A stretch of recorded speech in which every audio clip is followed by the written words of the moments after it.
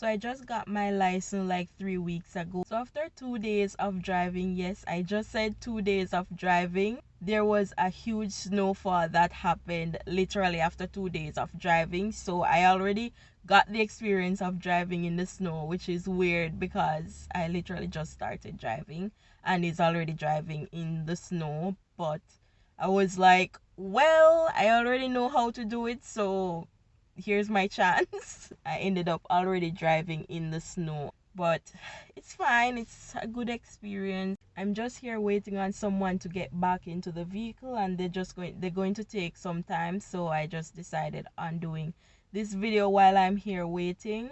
Yeah, the snow is a bit scary. I'm not going to say it's not, because it is, but I just hope that everything remains okay, because I've heard so many stories about driving during the winter and just hearing about persons who just slide into another vehicle. And I watch a couple of winter driving videos and like accidents during the winter, and I just see vehicle just sliding away. But the main thing is that they tend to slide away because they're driving very fast, but there are some that are moving very slowly and they still crash. So hi there, welcome back to the channel. Please ignore the wheels at the back of the vehicle. Those are the winter tires that needs to go on this vehicle, so that is why they are in the back. Yeah, but just ignore them around there. I just wanted to talk about driving in Canada, getting your driver's license in Canada, and all of that. If you're new to my channel, hi, my name is Trudy Ann, and I do videos about life in Canada, studying in Canada, and personal development. So if you're interested in videos like that, definitely consider subscribing to the channel. So I recently got my license, and I wanted to talk a little bit about the process of getting your driver's license in Canada. So the main thing about getting your driver's license in Canada is that to exchange the license that you already have. So the exchange process differ from country to country. So if you're coming from Jamaica, for example, then what I know about Jamaica is that they do accept your license that you already have. So it does depend on which country you come from. So depending on the country you come from, that's what decides if they are willing to exchange a license or you have to get a brand new license. Now, I'm going to tell you both processes. So the process of getting your new license as well as the process of exchanging your license. So in order to exchange your license, what you need to do, you would need to give over the license that you currently have, and then afterwards you need to do the road test.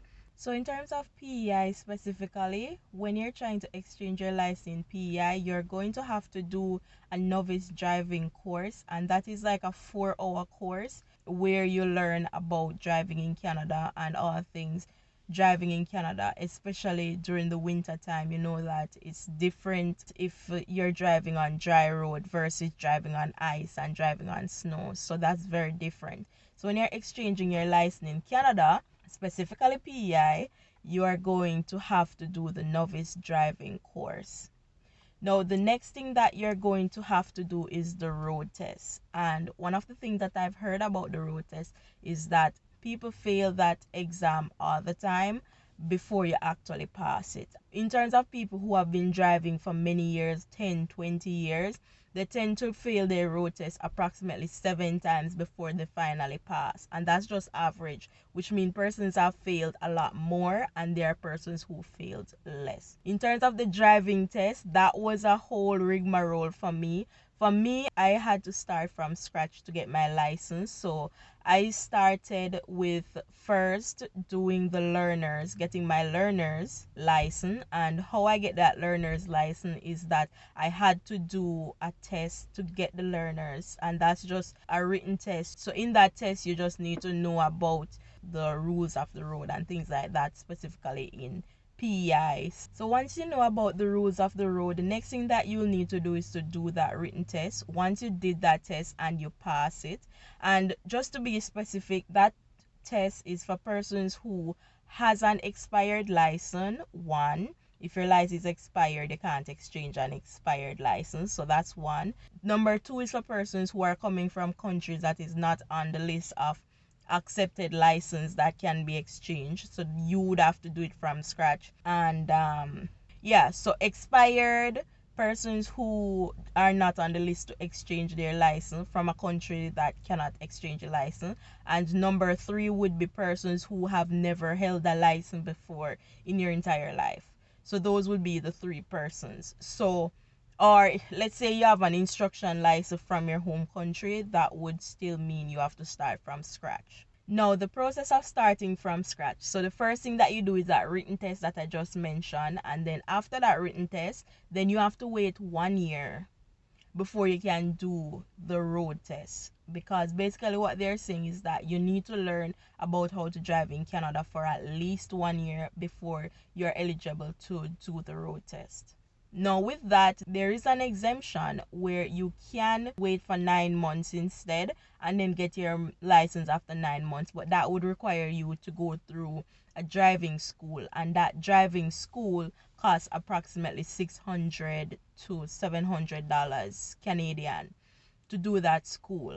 And that school basically gives you 25 hours of driving and 25 hours of in-person classes where they teach you about driving on the road, and also it also includes observation as well. So once you've completed that, the next thing that you'll need to do is the road test. And now with that road test, some of the things that you will need to ensure that you do, and this is like the main part of this video that you need to know for persons who have a license, you're coming to Canada and you're on the list where you can exchange your license, you need to make specific notes on these things. So basically, these are the things why persons tend to fail their road test 7 times on average here in Canada. So some of those reasons is because of, one, you need to be able to shoulder check at all times. If you're turning left, then you look to the left. If you're turning to the right, you look to the right for the shoulder check. So that's the main thing. If you don't shoulder check, you will fail for that. Like, it's very easy to fail road tests in Canada. It's very, very easy. The next thing that you need to be doing is that you have to ensure that you indicate every single time. Like with the road test, they do say that serious errors, but they consider serious errors as just not indicating when you're turning. So you have to ensure that you indicate every single time. Another major thing that seasoned drivers, persons who have been driving for 10, 15, 20 years, do is that you roll through the stop signs. You don't actually stop at a stop sign. In Canada, you have to follow the rules when it comes to stop at the stop sign and then go. The next little things would be like knowing the road rules. So some of the road rules that you should know about would be stuff like turning on a red light, turning right on a red light would be something that you have to know that about Canada, that you are allowed to turn on a red light unless there's a sign that says otherwise. Or I think in Toronto you don't have to, and I don't think in Toronto you're allowed to, and also New York. But other than those two places, you can turn right on a red light. The next thing would be, what else? So make sure that you're indicating, make sure that you indicate, make sure you shoulder check, make sure that you know the road rules, make sure that you're not rolling through a stop sign. So once you see a stop sign, you need to stop first and then go. It doesn't matter if there's someone there or not. I'm actually freezing cold. My hands are cold until they are numb. Currently it's like currently the temperature is like 4 degrees, and it's really cold, but it gets colder. Like, this jacket is so thin that I'm wearing, but it has like fleece on the inside, so that helps. But normally I would have to wear a puffer jacket. So today is somewhat warmer, but at the same time it's still cold. And it's bleaky as well. The rain just stopped falling. It was a little ice rain mixed with regular rain was falling, so it is cold. But in general, when it comes to winter driving, then in terms of that, it's a lot to know. Like, some of the things that you have to know is if you slide, because on snow, if when you're driving on snow, it's more than likely going to slide. So some of the things that you have to do, like my two main things that I keep in my head is drive slowly. That is one. And number two, make sure that if the vehicle is sliding, so usually the back of the vehicle slides. So if the back of the vehicle slides to the left, then you need to bring the steering to the left. Even if you want to go right, if the back of the vehicle is sliding left, you have to turn the wheel to the left as well. So that's something I try to remember. I've never slid before, but I've heard many persons who slide.